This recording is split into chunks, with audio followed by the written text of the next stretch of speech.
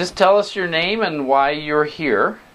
My name's Laura Troy, and I'm here because I've had chronic pain in my right knee for probably at least 5-6 years, and it just keeps getting worse. I'm supposed to have a total knee, and I really don't want to have surgery, so I've been avoiding it. So what types of pain do you feel with your knee? Usually, it depends. Like sometimes I'll have sharp pain depending on the activity, but it's usually it's like achy. Achy? You know, but sometimes I can tell when the bones rub, because it is bone on bone, it's even worse depending on the activity and if I jar it suddenly and that type of thing. But it's pretty much chronic, and even sometimes it keeps me up at night. Okay, so now what are some of the activities or things that you want to do that you're limited from doing right now because of your knee pain? Well, I used to walk miles every day, especially during the summer because I'm a teacher, and I'd get up in the morning and go for long walks when I had my dog. But I can't do that anymore, and before my dog passed away, you know, I felt bad because I couldn't take her for walks and nobody else really did it. Right. So. How are you with stairs? Oh, stairs are terrible. I avoid them. You know, I used to always walk the stairs, you know, when at my work and that type of thing, and now I can't even go down to my basement, you know, so I avoid that. Luckily, I have a first floor laundry. That's otherwise, good, right? Yeah. But we don't really use our basement because I never go down there. Okay. So, what do you hope to achieve from your treatment plan? Well, I'm hoping I can get back to the activities I enjoy, like walking, shopping. I just don't really like to shop because it hurts. Traveling even gets kind of hard. It's hard for me to keep up with people, you know, because I'm kind of limping along. I'm a teacher too, so I'm on my feet a lot. And by the end of the day, I'm usually limping because it hurts. You know, the floors are concrete. So when you get home after a day at the school, I don't imagine you have a lot of energy or desire to do a lot because you're in pain. Right. Yeah. That's true. And I avoid taking like ibuprofen and stuff because, you know, I just don't like to depend on those kind of things, but probably that's the only thing that might help relieve it a little bit. But okay. And studies show that the long-term use of NSAIDs, non-steroidal anti-inflammatory drugs, not only do they destroy joint cartilage, but they actually cause memory problems. Oh, I don't need that. And can cause sudden bleeding of the gastrointestinal tract and death. And in fact, there's about 10,000 people die every year just due to that problem with bleeding due to the use of even just aspirin.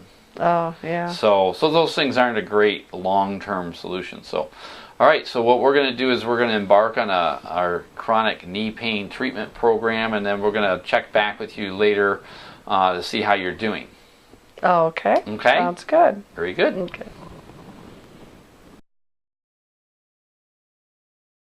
Going.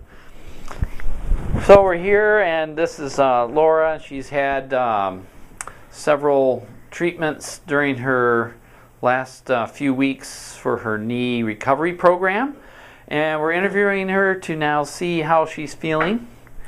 How are you doing? I'm feeling great. When I started this program, I had a lot of pain in my right knee and some in my left.